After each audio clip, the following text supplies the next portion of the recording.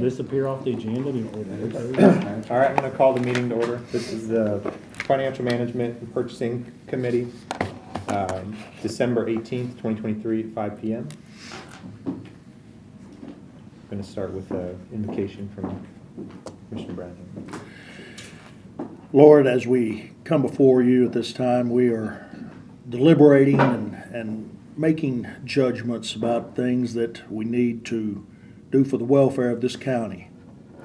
Lord, we ask that you give us a clear mind, you give us wisdom, you give us the right to look into your word and give us the things that are necessary to do your will. And as we make these decisions, help us to always season our language, that we are able to do those things that are right in your sight. Help us to be examples to the community so that we can do those things that will further your kingdom in this world. We ask this in your Son's name, Jesus Christ. Amen. Would you take a minute to review the agenda for today? Make a motion for the agenda. I'll second it. Must be a good one. All in favor? Aye. All right. Motion carries. Recognition of the public. Way better. We'll move on, I guess. We recognize you. Got significant interest in the meeting. If everybody can take a look at the minutes real quick from last meeting. We had quite a few agenda topics in a subcommittee since then. But also just a reminder, we did vote on third Mondays as our official meeting time. So thanks everyone for being here. This seems like a good time, still a good time for everybody. We're gonna leave it at 5 or 5:30. That was a question last month. I think it's 5:30 in the minutes, but we talked at the very end and said 5 was 5 okay. o'clock, yeah.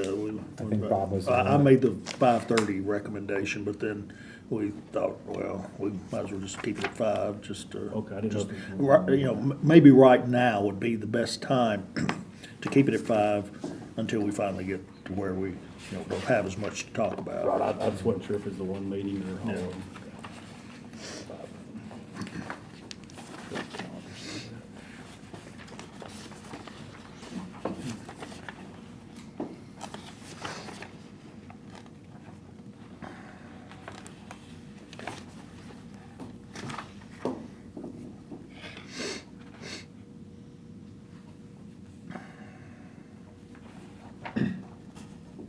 The motion to. I'll make motion to approve the minutes. So moved. All in favor? Aye. All opposed? All right, minutes have been approved. I just want to kick us off here just with a quick update and a couple of comments. So just a reminder for all the new people on the committee, the goal of this committee really is to implement all of the private acts and make sure that the county's policies and procedures and the way we're operating are in line with all of the statutes. So we're going to be going through a lot of different legalese, a lot of different things that I don't fully comprehend some of it, but we've obviously got our legal representation here. So he will help break down some of the stuff that we need to get accomplished to make sure we're in compliance with the private acts. And so if at any point any of this gets over anybody's head, please raise your hand, because I know it'll get over my head and I'll be asking a lot of questions in today's meeting.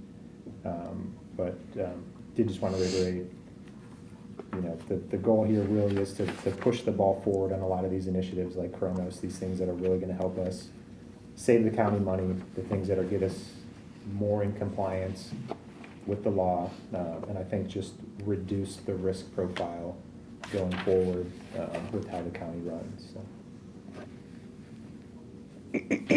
No official paper, but that's kind of my guidance for us in this meeting and kind of the next few meetings we're going to have, where we're going through a lot of recommendations that'll get voted on. So just a quick update then on some of the subcommittee.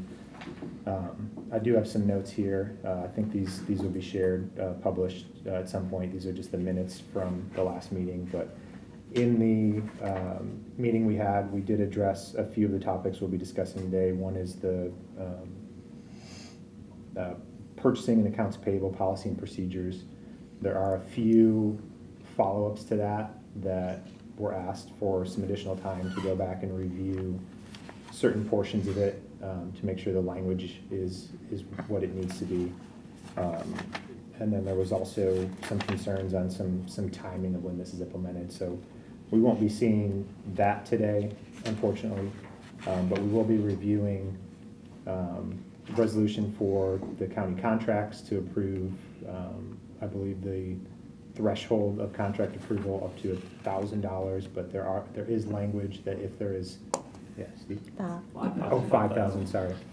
5,000, but there is language in there if it's less than 5,000 to still seek legal counsel if you're confused or there's language that we don't approve. So we'll get to that in a little bit. We'll be looking at increasing the bid limits as well. Obviously, this is a balance of reducing the workload of the county employees while also balancing the risk of when do you need to have review on certain things. We didn't get to the project ledger accounting. That's tabled into the next one. And we did review the payroll holdback issue we talked about last month, but are going to table that at this point to discuss at our next subcommittee meeting. So 2 of the 5 we'll be looking at today. But if there are questions on any of other of these, I think we've got some legal updates on some of these as well. Please add it to the new business or please ask questions about it. So that was a 2-minute update on a 2-hour meeting. So if there's any other questions, please let me know. So, I have a question. So, going forward, what are we looking for? Like, will there be more subcommittee meetings? Do they schedule another one? There's not one scheduled currently. I think the idea was to get some follow-ups, and I think there was also some questions on when and how we can conduct the committee meetings going forward. There's a legal opinion about some of the Yes. subcommittee today, about his composition. So we'll wait for the legal opinion on that Yeah, before we go back to look at that. I think so, yeah. We don't want to call any more meetings until we've got kind of final legal understanding of how to call them, what we should be doing there and who should be there, I think is what we're looking into at this point. Yeah, I was just, if you would like me to go ahead and say this, that so much of this is gonna hit on me that I wasn't gonna give any kind of specific report. I was just gonna address items as we came to them. So you just let me know when you're ready to talk about them and we will. Okay, you want to talk about it? Do you want to address the subcommittee issues? I'm gonna pass out the email under the legal opinion if you wanna talk about it down Go there. there? Okay. So in new business, you want to wait till new business or you look at it now? Okay. I'll wait. We got a copy of the email that was sent to everybody Okay, this all right, morning. we'll hold that question until new business.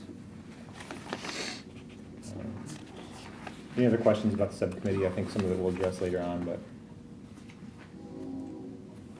All right. Mayor, any update? Well, I tell you, the only update I have is that I'm a bit dismayed that the county officials was not included in this discussion about this legal opinion. So I'm not prepared to discuss it tonight nor represent the county officials. I would like to seek an alternative legal opinion going forward. So that's the end of my report. Wait. I don't understand. That was pretty clear. I'm gonna seek another opinion. Are you going to hire outside? I'm reviewing that right now. Would that be something to see a budget? I'm reviewing it right now. What's the rule on hiring outside legal I'll counsel? be happy to update everybody once I make a decision. So I saw outside legal counsel myself today. I called the comptroller's office for open records. You should be hearing from them later in the week. And you're certainly within your rights to do that, just like I'm within my rights. And you didn't inform me of your attorney. No, So mine's free. I'll let you know when I'm ready with mine. Well,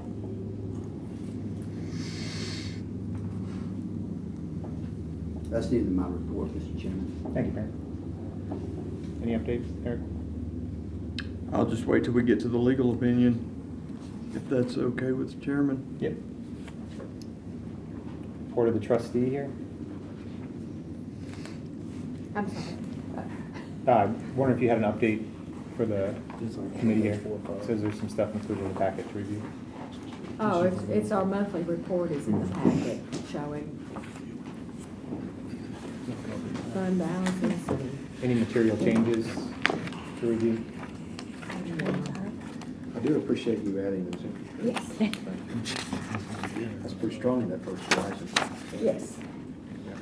That's our, which one do the main check in the pinnacle? The Pinnacle now, you know, we had to bid that out and they won the bid. But we were with First Horizon for 30-something years because they always gave us the best deal Yeah.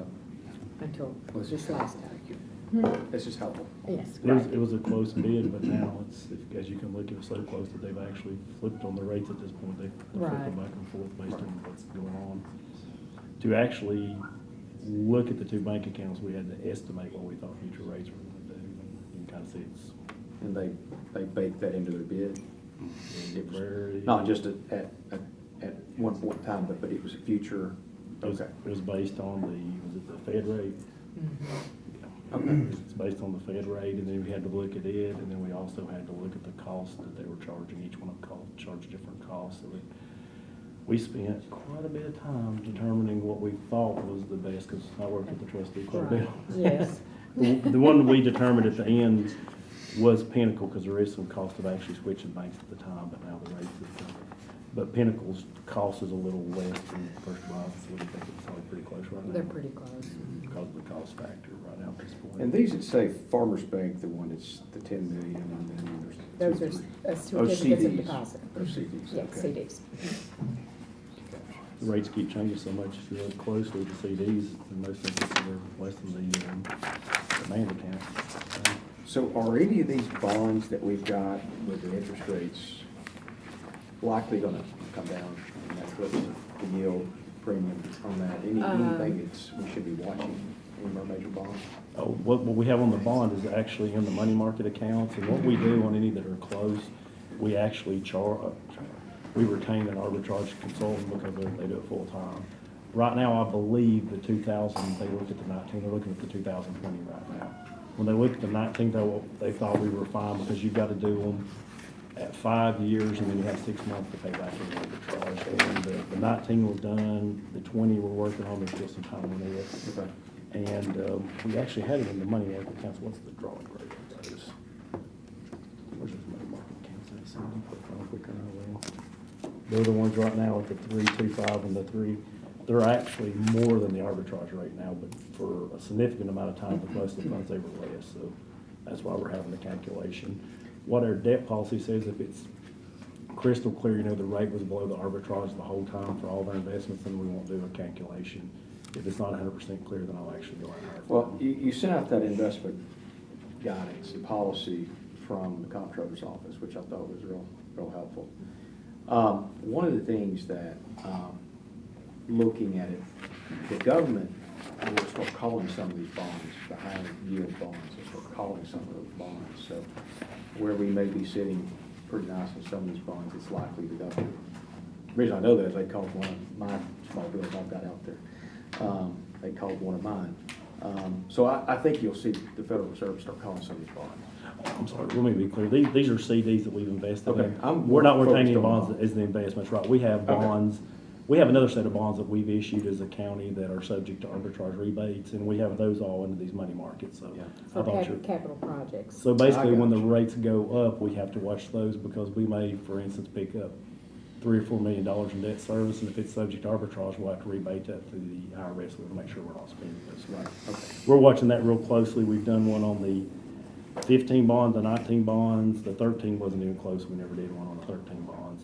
The 20 bonds are right now we're sending data to the rebate specialist to look and see what Look they at think. that, okay. We're estimating where we think we're gonna be.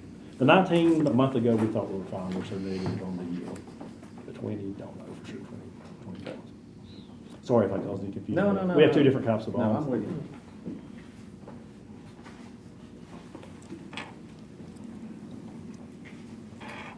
All good? All right, thank you. Moving on to report, finance director. The first one is status report 3, and it starts on page number 6. And what I did was we took the memorandum and took the, for a better word, the body out of report, the prior report number 2. And what I actually did, and you can,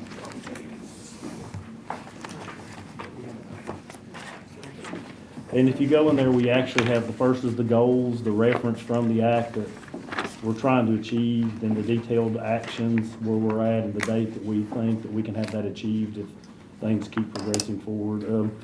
The first, as you look, one of our concerns, which is standard operating procedures, December 31st. December 31st is when we plan to have all the SOPs back, except for, I believe it's payroll, and they're gonna be due back January 31st. We hope to have all those completed and reviewed by March 31st, 2024. And there's a lot of them, but we think we can achieve that goal. We're pretty well on target right now. The second one is cross-training on the Chronos and the Munis payroll, because both of those are new applications. The SOPs are being updated, and right now we hope by June 2024 to have all the cross-training done on those applications for all of our existing staff. That's kicking out if we have any turnover. We'll have to do some additional cross-training, but right now our turnover rate's slowed down significantly. Updating the purchasing policy, it was sent to the subcommittee. The subcommittee made some changes. I think they're down to a few items. Not moved forward at this point, hoping still maybe to get that to the county commission March of 2024 or possibly April. That one's kind of questionable. We may need to punt it forward a few months if it continues on. The next one is the Munis bid module.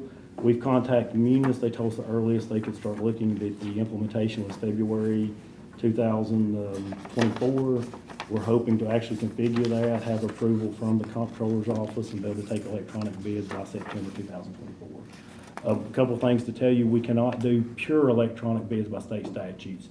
State statute specifically says we cannot require minority-owned business or small businesses to do electronic bids. So what we're anticipating to meet the private act and be as proficient as possible, we will do the electronic bids, take the electronic bids, but if you send a hard copy of the bid, when we do the opening, we'll open the electronic bids immediately on the owl, open the manual bids, basically grade them all, and at that point scan in the other ones.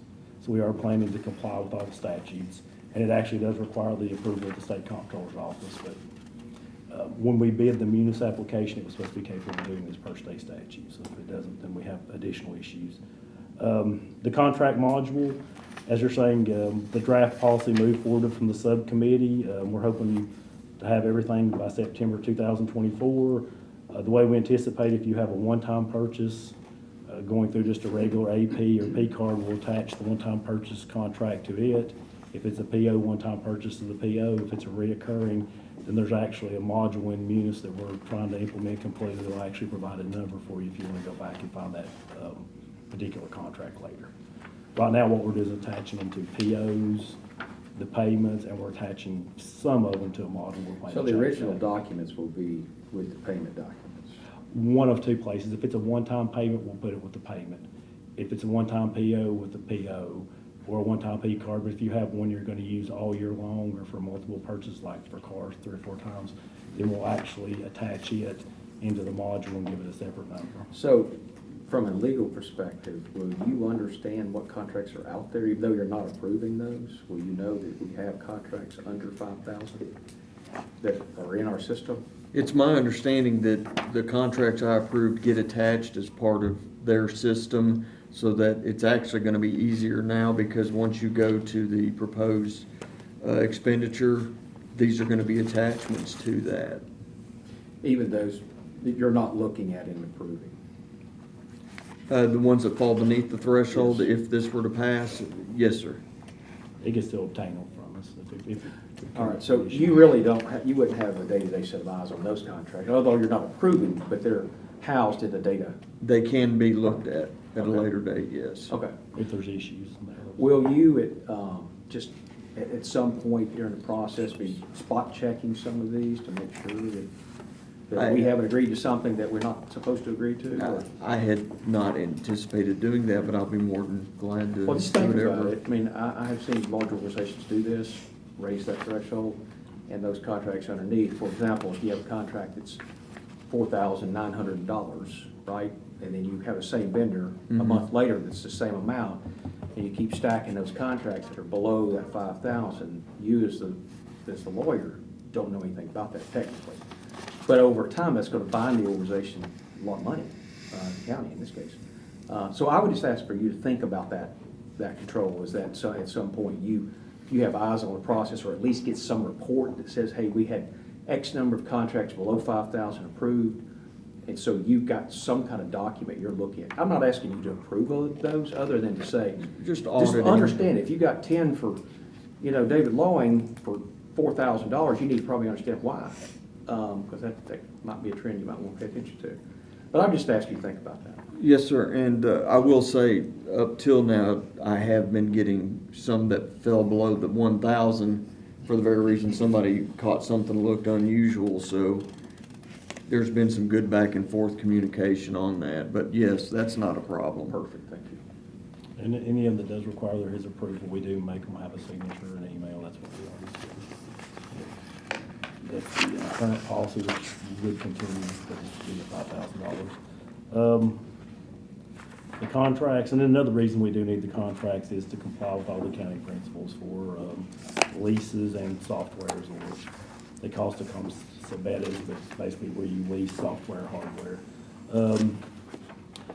The implementation of the self-service, if you look, portions of that's already done. Employees can now obtain W-2s, check stubs, 1095s, and they can make address changes.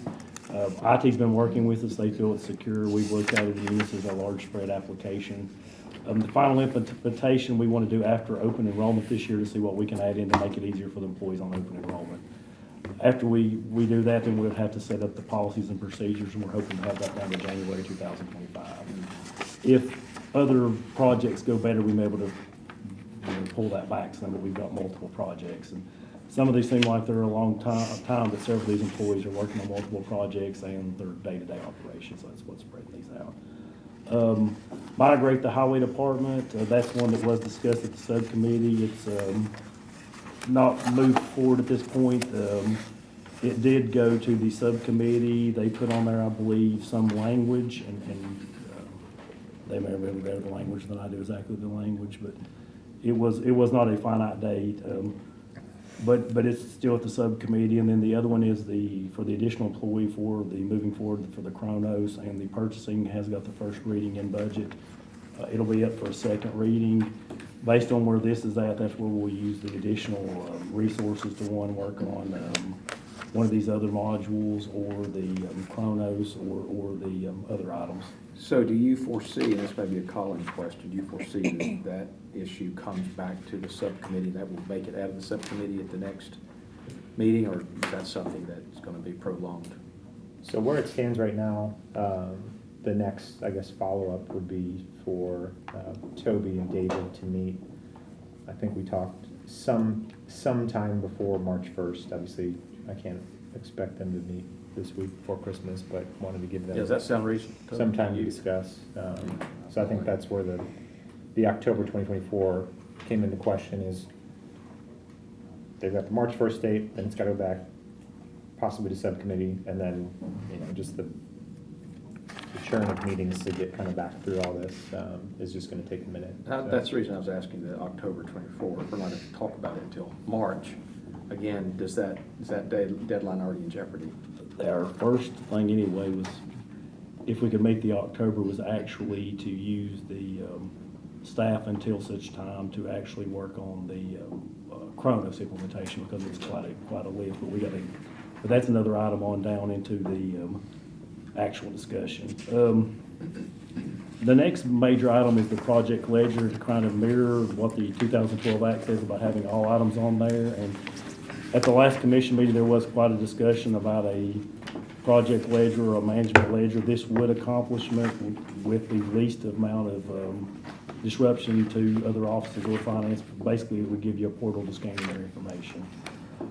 We do have it set up. It did not make it out because, and I think it was actually my recommendation to table this one because we were running up against budget, didn't want to run over and actually stop the budget committee. We ended the meeting on time. So that's one I thought that could wait till next meeting. I asked the committee, I actually made the motion to table this one to next month. The next one's the reconfiguration of Telestaff and Chronos. This is Telestaff's actual application that we weren't involved in the implementation, and we're really not involved with it other than it feeds data into the payroll system. And that's something that audit's gonna have to be able to audit, and we probably need to get a better understanding of how that system's feeding. We are working with Jay a lot, but Jay wasn't involved in the implementation either. He came in after the fact. It was, Sam Cook left. He was the primary person involved, and now, we have Annette and, which is the payroll manager, and Jay trying to work on it, but that's one we need to do some, significant looking at because us or EMS don't have the, as far as I'm concerned, the understanding that we would like to have. And if you ask them, I think they would tell you the same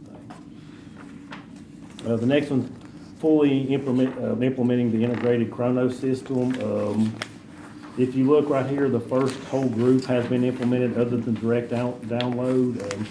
I was talking to the payroll manager right now. The sheriff's department still drops an Excel sheet from Chronos and does the comparison before a Excel sheet before we upload it. And that's because there's a couple of things they're doing on the job injury, which they have to do quite a bit of adjustments. And they're actually verifying the sheet manually because they actually don't have the processes at the point where they can sign off quick enough. So I actually talked to Eric at the chief deputy for the sheriff's department, and I've talked to Annette, and we're hoping over the next several months to actually get a process where we can do a direct download at the sheriff's department. And then after that, if we can get the Telestaff issues, the EMS, and then when the holdback's done, all these could be direct downloads, which means we could take some of that time and actually spend it on as some of the motions have been made to do some of the pre-checks and stuff that I think a lot of the committee would like to see. The next one we are down to is the circuit court clerk. We contacted her on 9/23. We provided a demonstration on 12/11, and I think actually she's been challenged in my interpretation of the understanding of the act. That's why I asked for a legal opinion versus my opinion at this point, because it's my understanding probably the most appropriate action would be to ask our internal counsel. And that's what my standards say. If you've got a challenge like that, you follow competent legal counsel. So I've actually asked for a legal opinion on that to make sure that my understanding when we were creating the act isn't different than what actually happened. The next one, I've contacted the register of deeds on 12/4. We provided them a demonstration, which was kind of ad hoc. We didn't know there was going to be that many people on 12/11. She sent me an email on 12/12 saying that she didn't have enough time, didn't feel like January was early enough, but wanted to contact me in a future time about how to move forward. And then the other ones, we've been talking to the libraries quite a while. There's 5 libraries. They have multiple different ways they pay under the policy, and they have some floating holidays, but we're hoping, since those 2 aren't ready to move forward after the Christmas holiday, to start working with the actual libraries about moving forward with those folks. And we haven't contacted any of the remaining departments at this point. And then those last 2 modules are one we think would be the lowest priority as far as things to implement on the munis. The 2012 Act or the actual munis application. They have the least amount of risk to a financial issue or savings of staff time. Does anybody have any questions about the report, or do we want to wait for it? Maybe give Todd a minute here, but appreciate the update. Was there any, I guess, timelines that changed from the last time we talked, or is everything still kind of static? Not really, because the thing was on the munis one was and the Chronos was to do them as we can go along. So right now we're probably looking at gauging in with the library and anybody else right now at this point. That's something that ultimately, if people aren't willing to move forward, that's something the committee or the commission is going to have to determine what actions they want to do as far as the private act. Okay. That's really kind of above me on that point. It's more up to the committee here. I just try to reach out to move forward.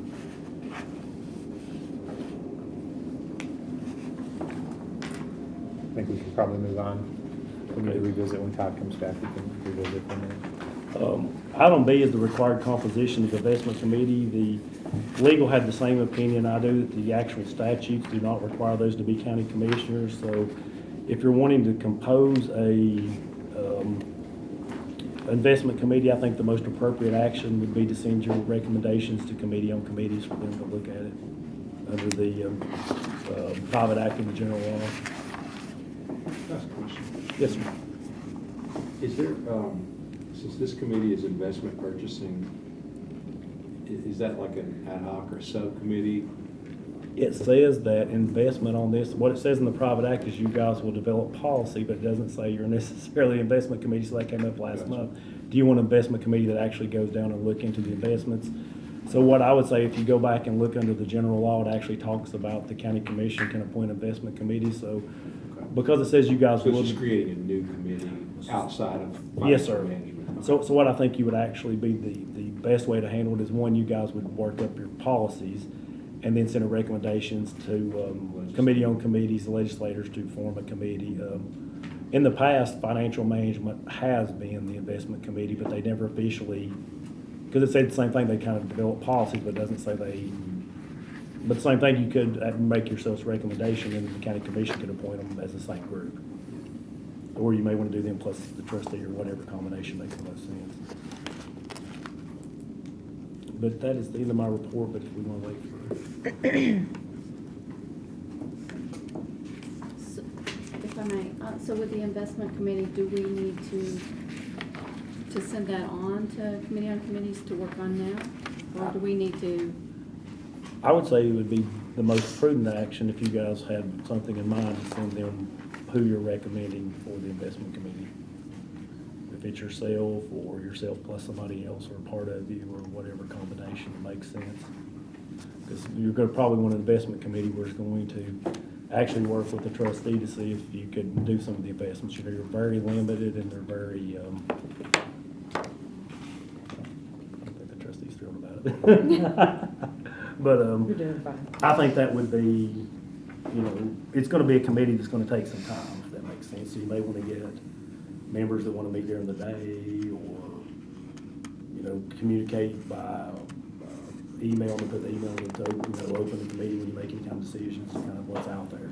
I think it's gonna be a little more technical and time consuming if you're actually gonna look at investments closely. But as the same thing, if you look at the, authorized investments on the next statute, the next under old business, you're very limited, and they kind of go around the world to tell you what you can invest in. And the comptroller sent out an email, was it a month or two ago? After the downgrade on the feds, reminding everybody that you can't invest in several of those federal investments anymore because they are not AAA rated by, no longer AAA rated. And then you have limits based on fund balance, so I think that's kind of the thought process you guys would probably want to recommend to committee. I just wonder if the thought process would be to have it as an ad hoc of this committee. I understand the specificity of needing to dig in and things like that, but I'm wondering, like, if it's a separate standalone committee of the commission, it's gonna report directly. I don't know, but just think about what financial management has done historically, so we can come back here and then we move forward on the legislative and committee on committees. Historically, they just went into the investment committee, and its action was actually to, it's basically the trustees report. And I think for so long, you weren't generating any interest anyway, so it didn't really matter. I understand that part of it, I just wondered why. And we had an ad hoc in that, I think, it may have been before you were even the chairman of the commission, I can't remember. We had an ad hoc one time for the $30 million of The hospital funds, but the thing was, if you look at it, it has to be a sale and a special circumstance, so we were wanting to argue if the state's a special circumstance to tie up the funds, and the state said it didn't meet that requirement. And I thought they probably would, but they told us no, so it killed it. I don't want to speak for Mr. Hyde or put words in his mouth, but another standing committee might not be exactly what he was looking for. If we could accomplish the same thing. But I can tell you right now, just like we're saying, if you look at the one for some of those longer term investments, it says, I think, it has to be basically sales and something unusual. Well, they didn't even consider the hospital sale unusual enough to tie those funds up in long-term investments. So that's what we're going to run into. And there's a rule about the balance of your lowest idle fund, well, we have a DA fund that has $60,000-$70,000 in it, it's a percent of that, so we're talking long-term investments are very limited. So what the trustees done is probably, and then the same thing, when I first got here, there was some T-bills when they were allowed, but actually, I don't know if you remember the T-bills, I'm sure you've seen them too, they were actually held in finance, which I had a question about that, but the T-bills, because rates had changed, were actually paying less than the trustee CDs at the time. So those kind of flip back and forth if we can even still do the T-bills because of the rating issues. If we have to look at them closely. So I appreciate what Mr. Langford's pointing out. I can see the subcommittee of this committee. Would we need to send it anywhere else if we wanted to create a subcommittee? It says you want to create policies. That's, Policies are argumentative, what are you really doing, or do you want to create a fully official I understand what investment you're committee? saying. So what you may want to do is send it to It's the. functionally better, but legally required to Well, go you in a could different send it direction. to committee on committee saying that you want the financial management committee to be the investment committee and ask them to be appointed as the same group. And then really it's one to officially look at the investments because if you go into that statute, it even holds you harmless for the investments. But if you go back to the 12 Act, it says you'll create policies. It's not really clear. You could argue the policies are the investing, but I don't know if you want to go that direction. It seems with that, Mr. Lang, I'm sorry, Ms. Wade, No. it seems like we could just request legislative to make financial management the investment committee, and then if we needed to appoint a subcommittee to do the daytime work and things like that, we could certainly do everything that I think we're trying to do. I just, Ask them to make you the same committee and then ask the trustee if she's got investments to send over to you. because I would think legally too, creating another standing committee after the rules of the commission have already been approved is, Unless you're gonna create another night for the I mean, commission. 'cause it's they're gonna add packed. another 30, 45 minutes to a commission meeting. On top of that, you're gonna add another committee and their nights are already packed and it's gonna be another, but this one could probably do the same thing if you make it I'm all for this committee doing it. It's just a matter of if we're sending it to committee on committee or legislative. I've got the actual section of the 12 actually, what it says. However, I agree. However we make it happen, we don't create another group. And I'll tell you exactly what it says in the 12 Act related to this. It says the 2012 Finance Committee shall recommend policies and procedures for cash management and investments of idle funds as prescribed by law. Such recommendation shall be approved by majority vote of county legislative body. You could argue you're already, but it doesn't go into all the details of the statute about holding you harmless for investments. So, I know it's a kind of an error question too. And we've actually got the investment statutes in there too.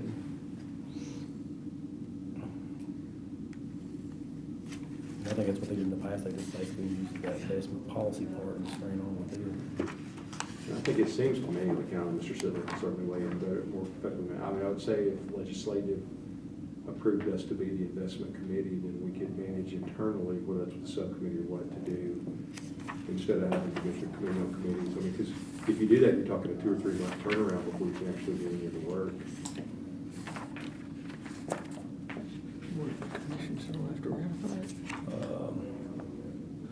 What the main statute says, for the purpose of carrying out, which is 58301, which is those allowed investments, the county legislative body of several counties may appoint a committee with authority to designate the types of investments, the amounts of those investments, and maturity. See, the other one talks about policy, this one actually talks about investing. So I think what you're saying, get the actual county commission to appoint a committee, and then they could do a work session to bring it back to the main one to approve, which should be fine. As long as the actual approval comes from one of the county commission appointments. Yeah, it just seems to me in terms of purpose, financial management's purpose is to manage the finances of the county, which would include investments. And I would think you'd probably definitely, if you're gonna be helping choose investments, wanna fall, because Section B says no liability shall attach to any member of a committee selected for the purpose mentioned in subsection A, except for malfeasance or over the performance of duty. So basically, if you guys make an investment that loses money, you're not responsible under federal law. So I think you definitely want to enact it under that statute's what I would think, to protect yourselves. If I was a man. I'll make that motion. Okay. So motion to send this I'll to. make a motion to request legislative to appoint financial management as the investment Committee on committees. Or committee on committees, I'm sorry. Any more discussion? All in favor? Any opposed? Who seconded that? What's that? Somebody second that? I think the mayor did. Oh, he Yeah. did, okay. Yeah. Here. All right, our name might get a little longer next meeting.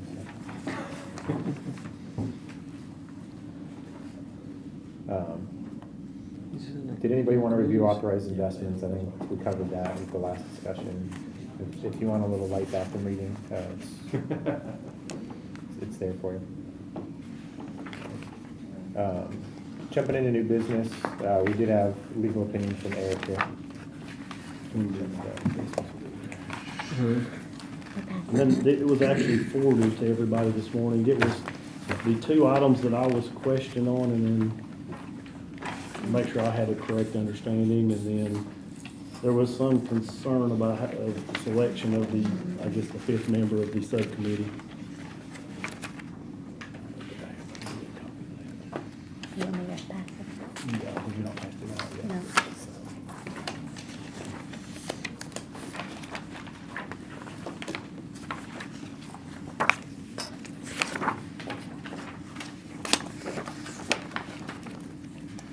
My response was actually emailed to you all as well.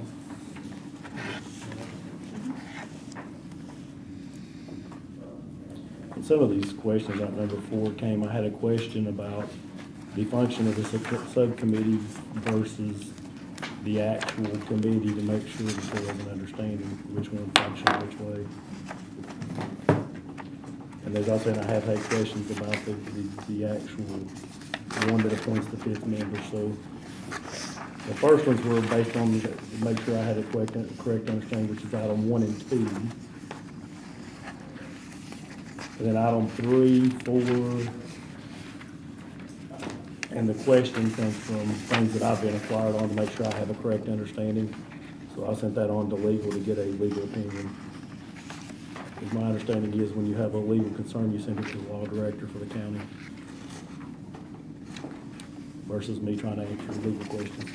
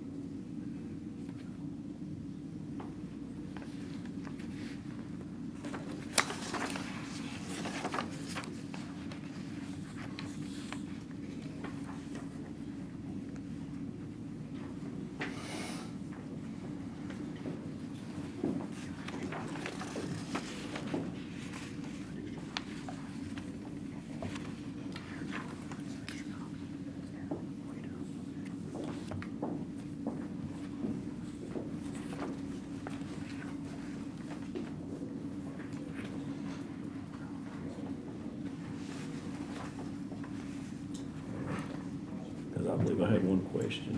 If something that they don't approve could come back to if the subcommittee doesn't approve it, can it come back directly to the committee? And I think that was actually a question from you, Carl. That's one of us addressed in here. Okay. I think you're fine. You tell me that was your question. If that's fine, Carl. So it just come back to the committee like any other subcommittee report with the recommendation to approve, reject. But my question was make sure that I understood the full function, that they actually just go there, and if it doesn't, most of the time, your committee can go back and give a directive to the subcommittee. That's a question. Not 100% without me asking. I was asked that, if they wanted to go ahead and bring something back direct.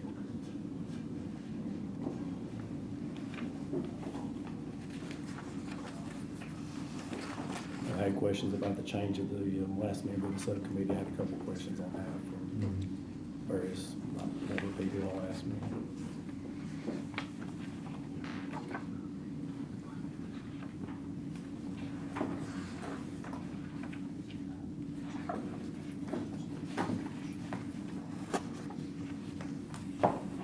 At the end of the day, all I want to do is make sure that we fully implement the 2012.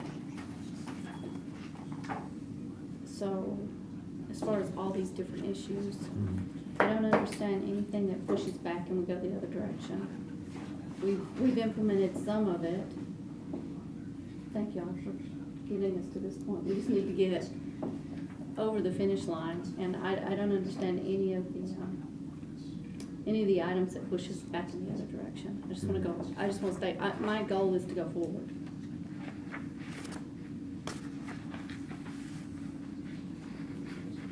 And maybe in this decade. As I'm saying, I'm trying to move forward as quickly as possible. If we run into roadblocks, that's something really the committee's gonna have to deal with the legislators, and there's ways to deal with that, but that's really up to you guys.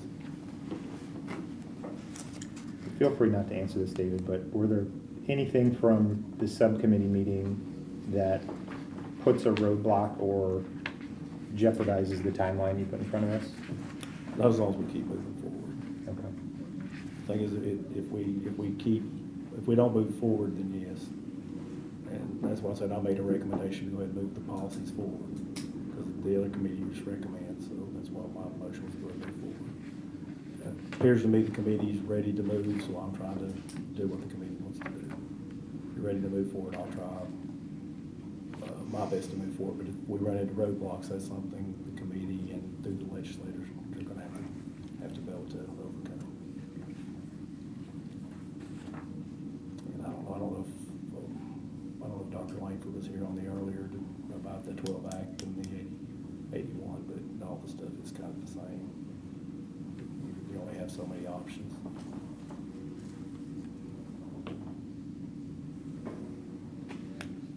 Dr. Langford, I keep forgetting he's Dr. Langford now. He did a lot of work for that. I keep calling him Mr. Langford.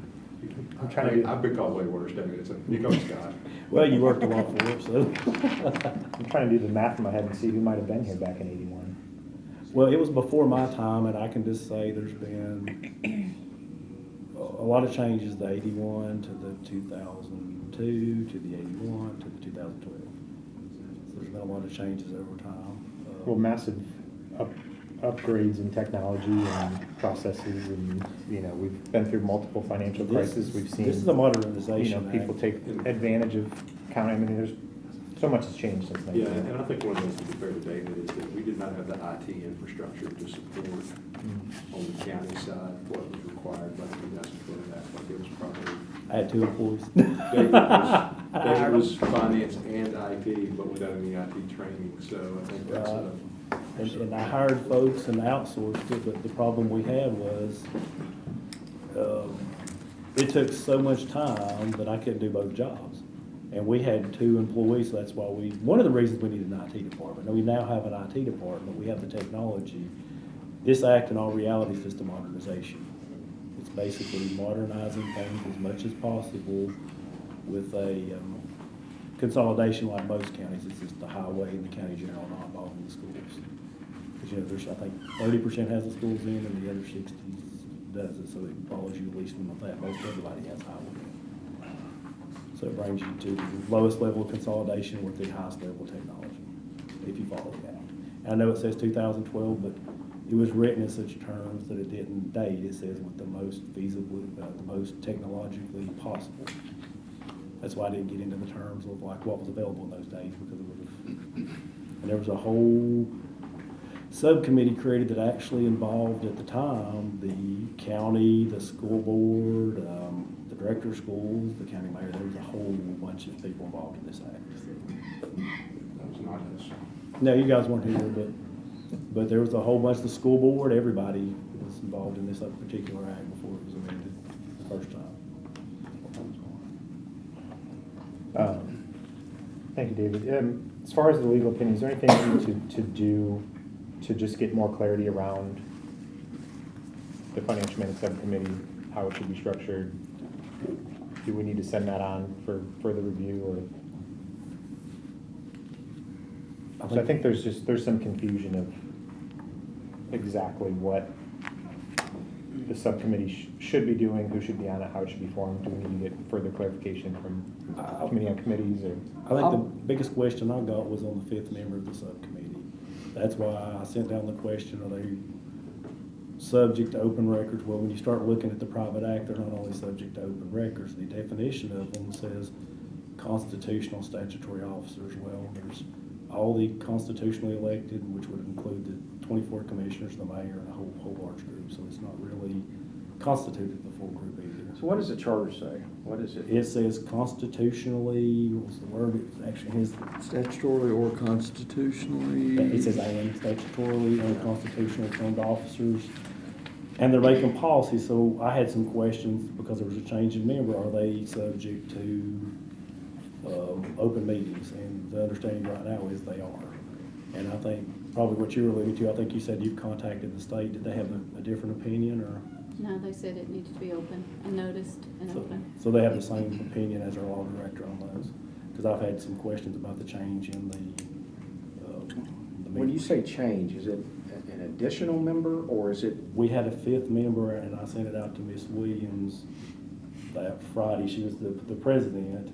We ended up with a different member by the meeting than was noticed, and then I was told about it that day when I was informed on requested to go to a meeting about 5 o'clock on a Friday evening, which I had some concerns about the composition of the actual committee because it involved voting members of the subcommittee and this committee. So I actually weighed legal in, and we brought legal down to make sure we tried to stay under the parameters that we were following open meetings with that particular meeting too. Because one thing is, finance is a big important thing, is you're trying to follow the law and rules, so I don't want to get involved in meetings if they're not following the statutes. And you run the risk of stuff getting invalidated after you've run it through the entire course. It's the old legal analogy, the fruit from the poisonous tree, whatever your intent, if it wasn't right at the beginning, no matter how much you did to get to the other end, it's dead. And that's kind of the position I was taking when I was reviewing this after I was asked the question, was we got to make sure this subcommittee is properly governed to get their member on here, because if something goes south here, then everything else goes south. Yeah, that's all prospective looking at it, right? I mean, because if you had a member on the committee that you challenged, right, legally that person. They challenged me on my understanding of the Well, particular. yeah, but I mean, if votes were taken and things were approved or unapproved, you're saying retrospectively you could go back and challenge that. They could be invalidated, whatever decisions were arrived from that point forward. I think I'm answering your question. I'm Yes, not sure. you are. Okay. I'm just trying to understand. And I'm sorry to be so quiet. I hate reading to people. So if I will answer any questions you have, I just don't want to. This topic, it doesn't feel like it's appropriate for us. Can we make a motion and send it to committee on committees for them to figure out this issue with the membership? It's like it's more their arena than ours.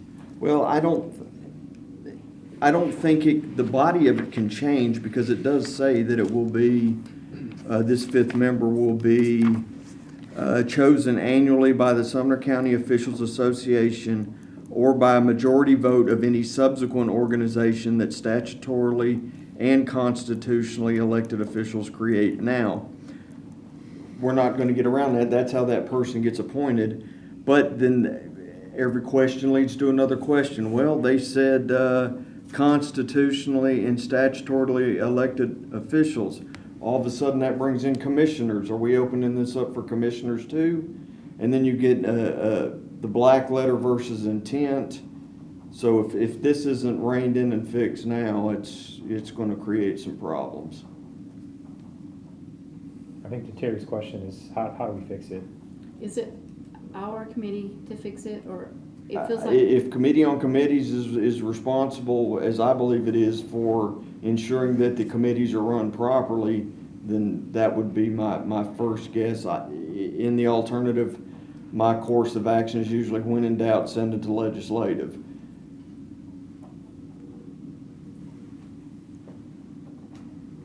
Well, if we're in doubt, we could send it to legislative. I mean, they could kick it to committee on committees. Or But it vice doesn't versa. feel like it's ours, it's in our realm of responsibility to determine that. Normally, you would not be reviewing the process of how this is done, you would just expect it to be done correctly. Exactly, yes. Just, and it's probably beyond the purview of this committee based on what you just said, but it seems to me the question is, if the elected officials are gonna appoint, then they would, the problem with it was they didn't properly notice a meeting and hold it publicly. I can't even find what association exists that does this, to be perfectly honest. Yeah, 'cause I thought there were meetings of constitutionally elected leaders like Toby and, you know. and I thought There they may had- be, I could not find one, so I've never seen, couldn't find one noticed before. Yeah. Yeah, I'm not saying, I'm not saying that there is, I'm And just, if it exists, that's fine, it just needs to but it would have to be properly jump through noticed. the hoops, yeah. I was just thinking that'd be the fastest way in terms of being able to work on some of the policy things that we've talked about. Is if that's the case, if that meeting is properly noticed and then they elect somebody, then it meets the standards of the 2012 Act. It keeps us out of a legislative full commission, then that would push any work on the subcommittee off to February or March, probably at the earliest. Was it properly noticed? I couldn't find anything. Okay, well then that takes that kind of off the table if it wasn't publicly noticed. So it'd have to be publicly noticed going Yes, forward. yeah.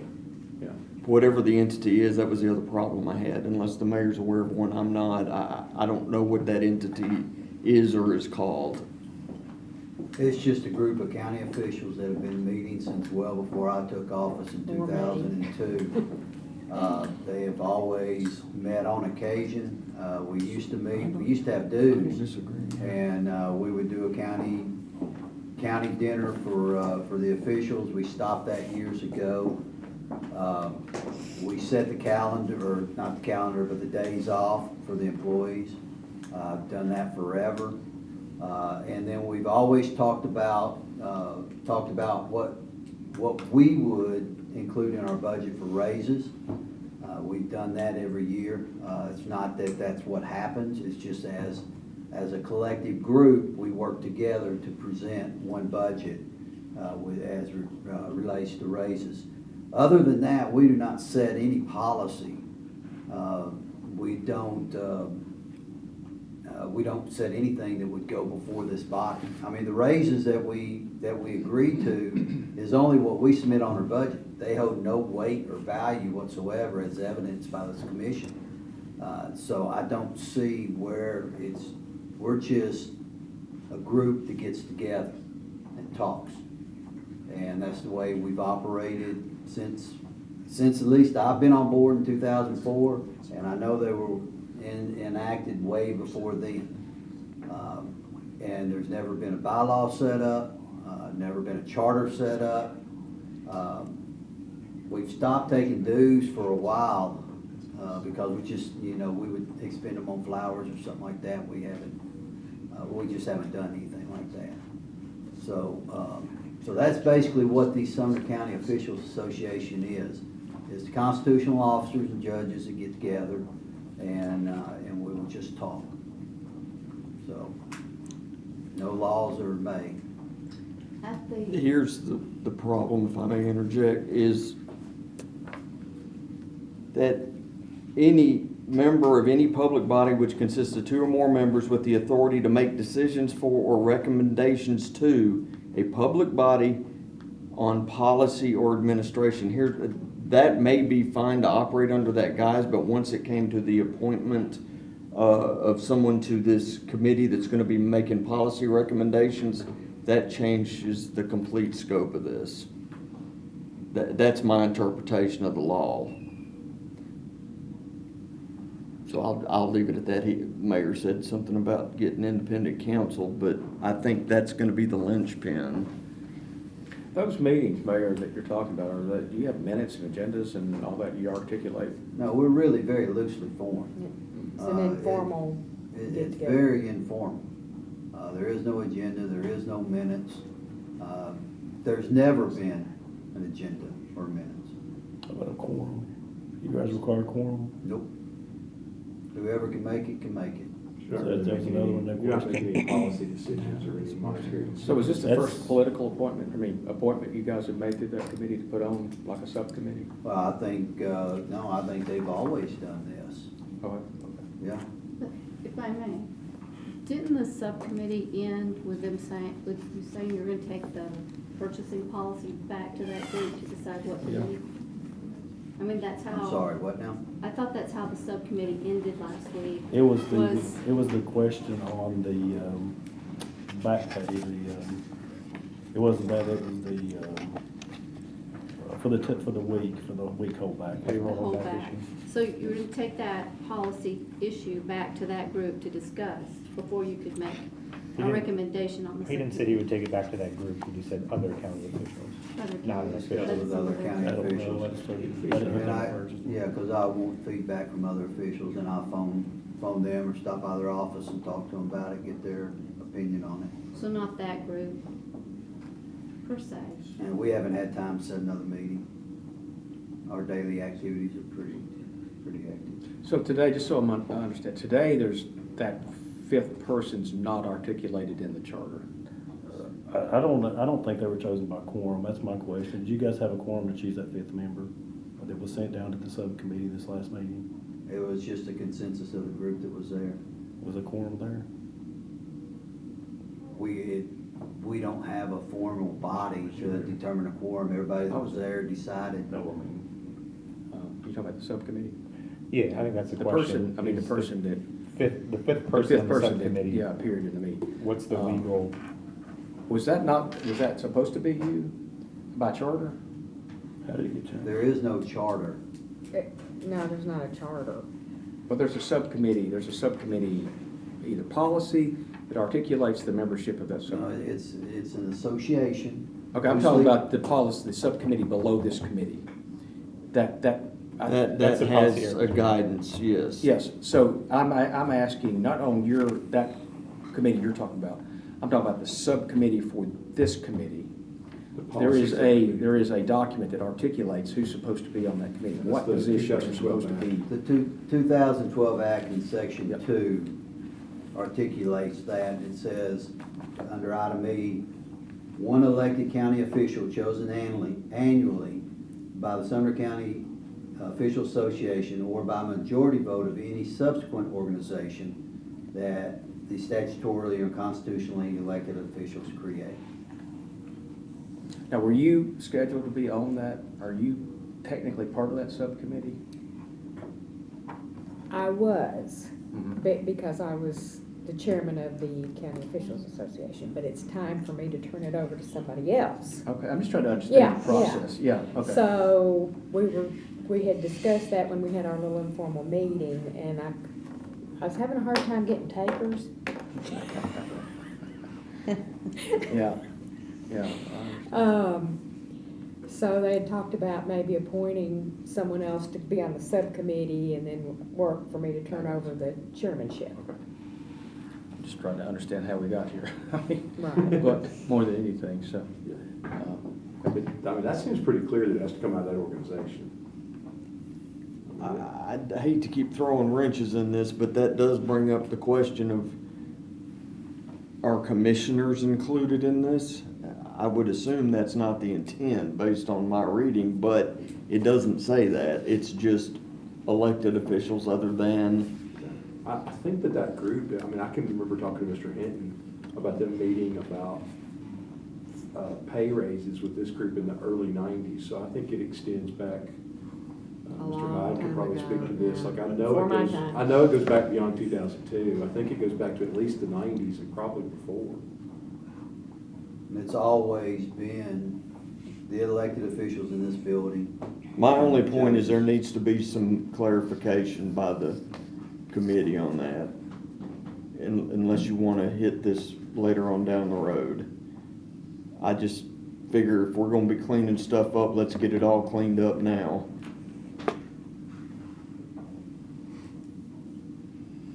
And the question I had was about the notice, because I had questions about how the member was chosen in the notice of the meeting. I still think whatever that committee is has to abide by the Open Meetings Act. Because I had questions raised to me about that, so I'll pass them on. So let me see, I'll throw a motion out there. I move that we ask the elected officials group to do a publicly called meeting and formally elect someone to be the 5th member of the policy subcommittee. Now, would you include all elected officials or just? I think I would suggest we do the historic group, which has been the constitutionally elected and the judges. Because I think it's been that way for 40 years at least. I think that was the intent of the 2012 Act. Yeah, I think that was the intent, but the verbiage, as I'm saying, didn't make it that way because the county commissioners are constitutionally elected too. That's kind of what you're running into. But I don't think that was the intent. I think the intent was this committee here, but nobody was aware of it. I think your language fixes one problem, we've still got Yeah. the actual policy fixed too, so I think yours is half. Well, I think as long as that first Because I think it committee. says Sumner County Officials Association. I don't think that would have ever included. Right. And I Or think later. subsequent elected body would be, if that had dissolved formally and been created into something else, then it would automatically become that. So I mean, I don't think commissioners have ever been included in anything called Sumner County Officials I Association. don't think so. I would like to throw it back to, if we're looking at this and we're interpreting this, I don't think, here we have representation of 2 commissioners. I'd like to get more of the commissioners before we carve them out of something that they might be involved in deciding on. I'd like to throw it back, and if that means putting it on old business until we can get more input from the commission, or we can get this in front of more people. My only question I was asked that I passed on initially was the open records, if it was required to be a public notice meeting. Well, and I think, that's clear. yeah, and I think to go to Mr. Zimmerman's point, like, my motion solves one problem, creates another, but I think the other side is, if you don't go that way, then it solves one problem and creates another. Because if it's clear in the statute that it's the Sumner County Officials Association, I don't really, I think it's point on where you were a minute ago, is what does it take to clear this up? And I don't know. I think we're probably headed, it could potentially be headed to court. And my question is the policy subcommittee going to rule on anything controversial enough to warrant legal challenges and anything? And it's quite, and it's very obvious that when this was act was written in 2012, they knew exactly who the Sumner County Officials Association was. There was no secret group. I can say the intent was the Elected Officials Association at the time. Now, But if they may it better or not was never discussed when the act was written. That's why when the question was posed to me, I posed it on up. Is it required to be to the open records? So the real question comes back to the open records, which I think right now, if they meet the open records, they met the intent. and we have, I'm sorry. I'm not gonna speak for all the officials, but I have no problem setting a meeting where all of y'all can come. Everybody can come, and we'll vote on putting the person on this board. And we'll have minutes, we'll write it all down nice and pretty. We'll pass it with a quorum, and then have this person. But to imply that the Sumner County Official Association is anything other than what it is and has operated since probably before the 90s.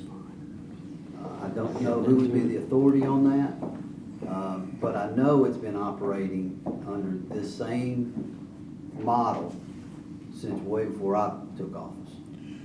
Is there any kind of legal or binding document that talks about the organization? It just calls I mean, it what it this is there. just sounds very nebulous to me. It was very nebulous in the act as well. And I just want to be very clear, there were no nefarious allegations being made here. Our problem There was absolutely that, is. no, Pardon the there interruption. most certainly isn't. And one of the points I was trying to make in this was that the authority to make decisions or recommendations to a public body on policy or administration, the last thing I want to be doing is cleaning up messes because it got killed at the inception. And that's the only hurdle that I think needs to be gotten around here. And if we can do the public notice as far as especially for the appointment of this subcommittee, then we'll be fine. So what would have been a better plan, let's just go ahead and rip the Band-Aid off. What would have been a better plan is to reach out to the county officials and say, hey, guys, I think we might have a little problem here. We might have a public policy problem. We think that this might be an issue. Can we talk about it? Because I But didn't we get wanna this run till it through several Friday. different committees, and we include on this committee, which, again, this is a problem for me. If you're gonna include one, include all. We wanna be transparent. We're the most transparent commission ever. But we include this committee, and then we add Jeremy Mansfield. Well, if we add Jeremy Mansfield, let's add everybody. He's over committee on committees. Yeah, And that's, I was, legislative, And legislative. and legislative committee. But we include everybody again. If we're gonna include anybody outside of this committee, I say we include everybody. well, And we doggone should include the county officials. When you're making accusation that they're breaking TCA 8-41-101, Section 8. But ultimately, the decisions made or the votes made out of the subcommittee have to come to this committee for approval, right? yeah, Correct. that subcommittee would be suggestive in nature. Right, but we would still, this committee would still make the final decision on any vote that came up. So, to me, that is the safety net, I think, to this committee, is that this committee gets to see it, right? I mean. Well, this committee, yes, pardon me. No, but I guess I'm just, if, let's just say that you didn't make a decision in that subcommittee that was not advantageous to the county, and we said, wait, just I don't think we can go there. This committee would have the ability to pull that back, or to say no, go back and try again.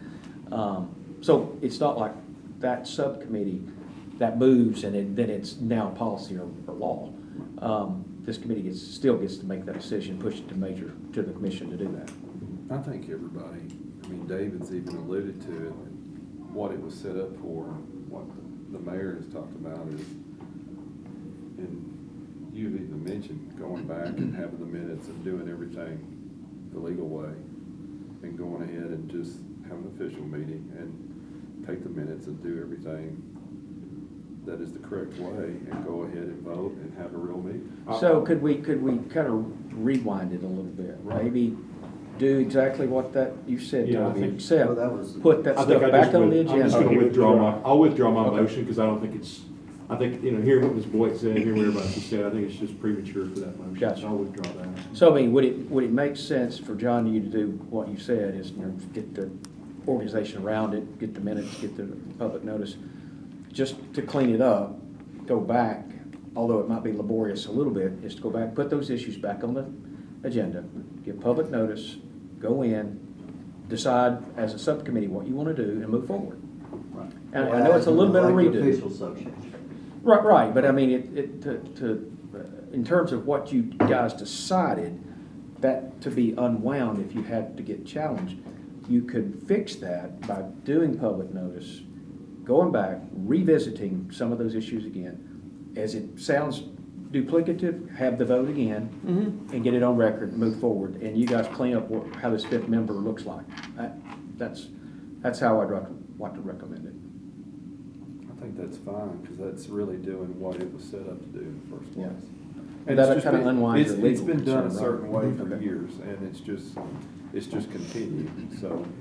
And if I could add to that, if we could have a clear definition of what the Sumner County Officials Association is, I'd be more than happy to put that that would together. probably help everyone. I'd be more than happy. It seems to have been understood in years past, but I'm more than happy to articulate that. So,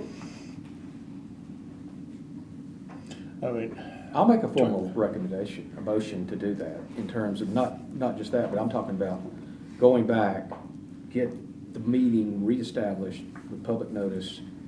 John, if you'd like, put what that committee does and the members and how you select and move your members around, and then this committee can consider that, right?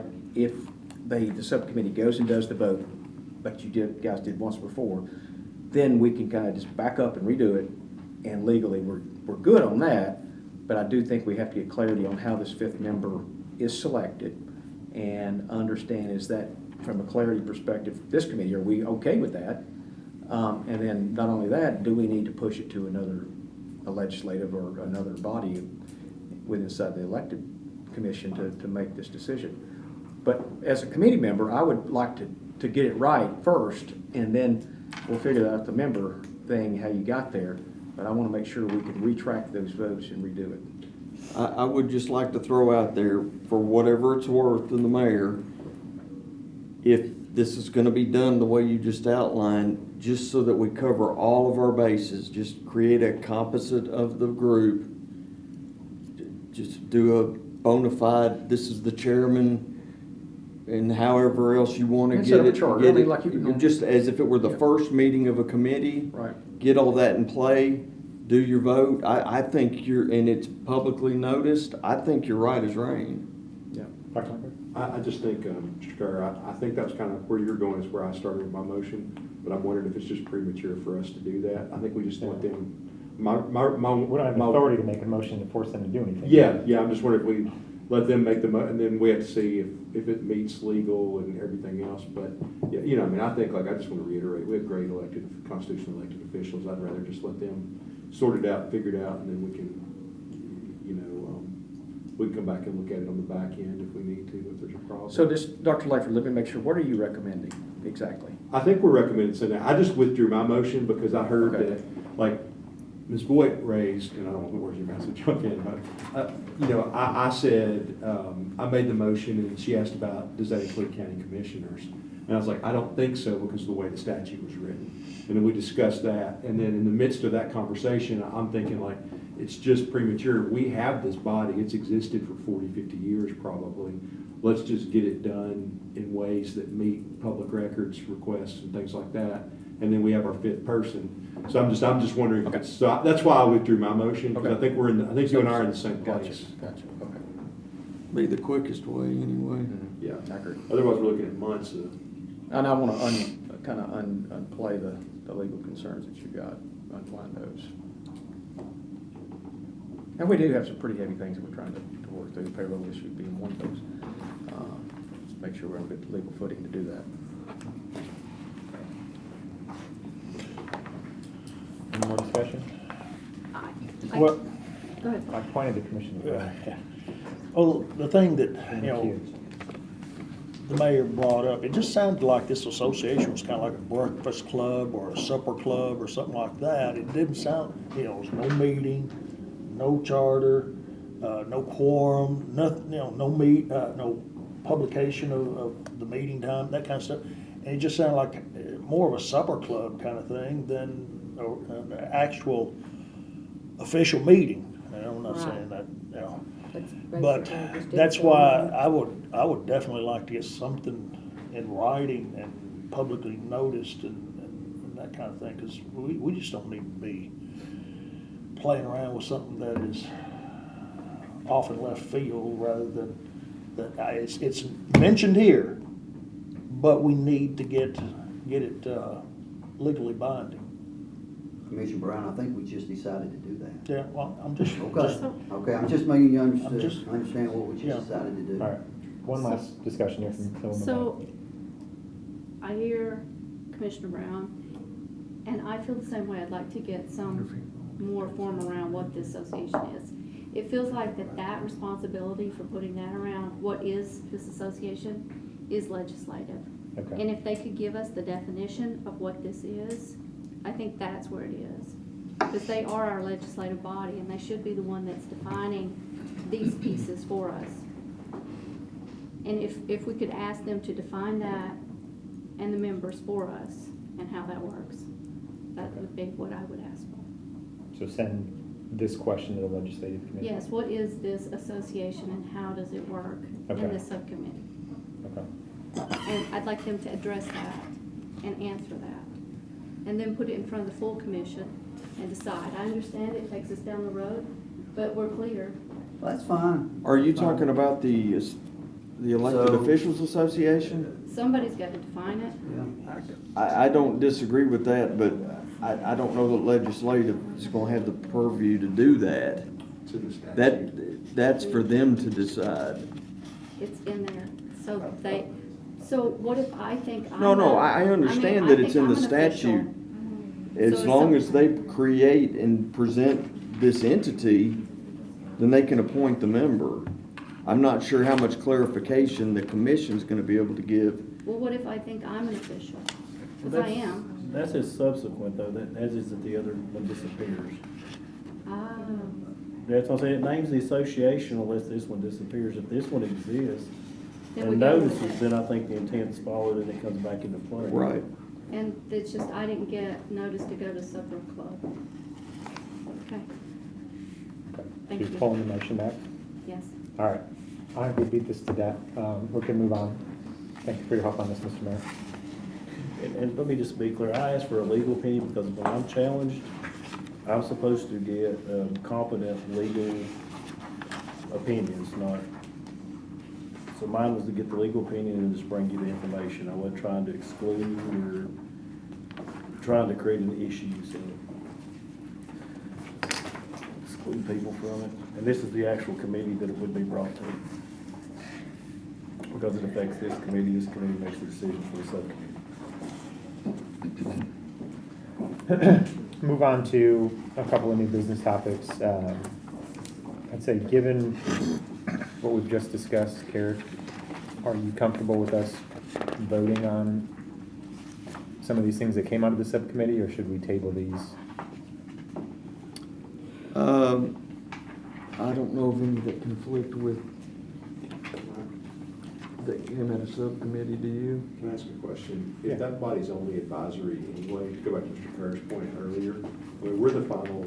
That's what I'm assuming, that we can just supersede even if It something. seems to me like if we're good with it, then that's the final. I understand that, but my only problem, and again, I'm paid to think glass half empty here, Sure. is if a good idea comes out of sub, they pick it up, they run with it, and then somebody's going, well, this is all void because Yeah. sub was, Except they not- don't have voting authority, would be Who? the subcommittee can't make it, only this committee can send it to the full commission. I understand that, but for subcommittee, the idea would never been there to be voted on. No, I think it went from here to the subcommittee, the recommendation to look at the bidding policy. It started here and went to the subcommittee. Because Mr. Long. Maybe we're talking about two different things. I believe these two items got, so this may end the whole issue. I believe these two items got 5 votes, so even if we invalidate a vote, there's still 4. Okay. So Yeah, I as think, long I as think we it's get okay. We're around really that. just looking at what's in statute anyway. Let me just say, that's the reason I sent asking for legal opinion, because there's a few things not clear, like the interaction with the subcommittee, and then I try to get questions answered. It wasn't to exclude elected officials or anything else, it was to get a specific answer of a question I had, which I'm not supposed to repeat, for about open records and specific other questions, and one of them came up was the composition of the committee because of the subsequent. So, let me just be clear, not trying to stir stuff. It's this right here to get these answers. If the subcommittee doesn't approve, can the committee override it? I think probably yes, but that was why I asked for legal opinion. It's still, that's what we're discussing right now. So I think 100% that the committee can just override whatever the subcommittee does. But the question is, do they have to send it here, or can you just directly take it? I think you can directly create them, but I'm not an attorney, that's why I don't want to give that Yeah, I opinion. just think subcommittees have no binding power over the commission. By definition, but the private act doesn't say that, so that's why I'm kind of getting down there. Your Yeah. subcommittee usually can be given directives from the committee and vice, and pull it up Hunt without for a them. month. Hunt it for a month. Well, I think it got 4 votes, that's my point. 6:30. If it got 4 votes, then Unless I I'm say go mistaken, you with can it. ask the other committee, as a member, I voted for it, and the other committee members here too. I think topics B and C were both 5 and 5. Right. Supported. And then we got the other 2 members there, and then they're all 4 of the 5 members Yeah. are here. Nobody's saying it wasn't. Unanimous is gonna take it I at a would be time. comfortable moving forward with these two. I think it's been well vetted out, actually. And even without that one member still passes. Yeah. I'll make a motion to group and approve B and C. Do we have a second? Second. All in favor? Aye. Any opposed? All right, thank you. So on the 25,000, do you guys want to go ahead and send that on to commission, or wait till the full purchasing policy comes out and fold it in then before it goes to full commission? That's the one on the 25,000, Send it on. West for increase. I'm good with I mean, that. it's in state law. Well, there was the other question, make sure it says that you do 25,000 and anything by the bare minimum, 40% has to have 3 quotes, from 10 to 25. So you want to go with that bare minimum in the statute too? We went to the several years on the school side, with inflation and everything, so from Mississippi. Well, no, what I'm trying to say is, no, it says on there, if you look, we can go to 25,000. And it says anything from 40% of that through the amount, which would be 10 to 25, you have to get 3 quotes, but you guys could even set a lower limit. So you probably need to vote on your recommendation from that lower limit up, which with the subcommittee, we said from 10,000 to 25 was 3 quotes. Yeah. Yeah. Is everybody fine with that? Do we need a vote on that piece of it? If it's not, if he says it's part of your guys' motion. It's part of my original motion. Okay. Group and approve, I like it. It's already been voted on. Yeah. Yep. Well, everybody's fine with it. I'm gonna quickly review, new business item D here. I think we have some POs that we need to take a quick peek at as a committee. Number 25 is just your exemption list. There was a PO by mistake that was obtained after the purchase order for the reefs. By mistake, they switched staffing down in the mayor's office, so they're still getting training. And they've had 2 here, but they've only had 3 all year, and we're halfway through the year. Right now, I need approval for item A and B, or actually item A to pay it, because right now I'm holding up the vendor. The only problem with it, the vendor put the stuff in on the 20th. They wrote her office on the 27th. We asked why they didn't get a PO, and they said they got a PO because they hadn't got an invoice yet. So we informed them that it requires a PO before the purchase, and I think they know that from now on. So I'm recommending and requesting, or actually requesting that you approve payment for item A and B. It's those beautiful Christmas decorations. Is item A, and This then is the Reese that we see here. and then one's B, we weren't They're being not regular, taxpayer so. dollars. They're donations. Yeah, he raised donations, the mayor didn't put these in. I'll make a motion to approve. Second. All in favor? Aye. Any opposed? All right, thank you. One last topic here. Motion to adjourn. Second. All in favor? All right, motion carries. Need this back?